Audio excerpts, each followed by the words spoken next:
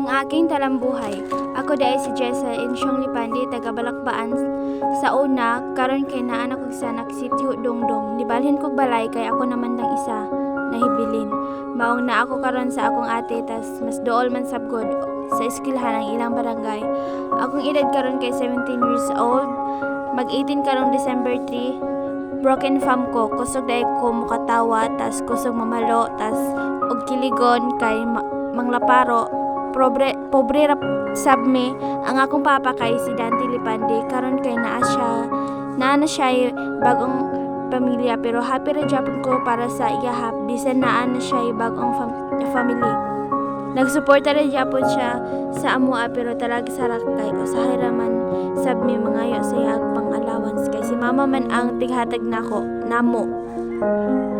Akong mama kay si Marivic Insyong Lipandi, nadala ra gyapon niya ang apelyido ni papa kay wala man sila nag-divorce. Si mama pod karon kay naag Manila, nagtrabaho para sa amoa. Upat mi kapuok managsuon. Ang duha kay naanay pamilya, tas ang duha apil nako kay nag-eskwela pa.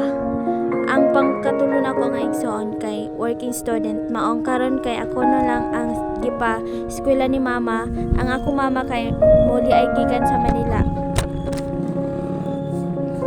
Broken family maong na broken family kay pag adto ni mama sa Manila kay nagsugo nag-cheat akong papa niya. Pero atong panahon na kay wala pa koy panimuot, maong gitsikahan ako sa akong mga ate nganong nagbulag si mama ug si papa. Pero para sa kuha, sakit daw aton nga magbulag sila kay makasuya sa uban nga naay kuyog mama ug papa. Pero okay ra pud sa ako kay malipawin man pud sila sa ilahang kinabuhi karon. Ang ako lang kay dili sila mag-away pareha sa una. Gustos na ako nga makahuman big eskwela kami sa akong magulang para makabawi mi sa tanang sakripisyo nila mama ug papa. Para sa dili na sila magtrabaho pa, inig makakuha na may trabaho nga tarong. Nasab ko gustong i-share ninyo guys bahin sa akong love life karon. Naday ko'y crush karon, na-meet na ko siya sa OFO. Atong nag-chatting pa mi kay wala pa ko'y feelings, pero pagkadugayan kay nagka-feelings na ko gamay. Nag-try ko confess niya through chat, pero wa ko'y nakuha nga sagot niya. Pero gina-chat ra gyapon ako siya hangtod sa napulan ako, giingnan ako siya nga dili na ko siya pugson nga mayabog sa kuha.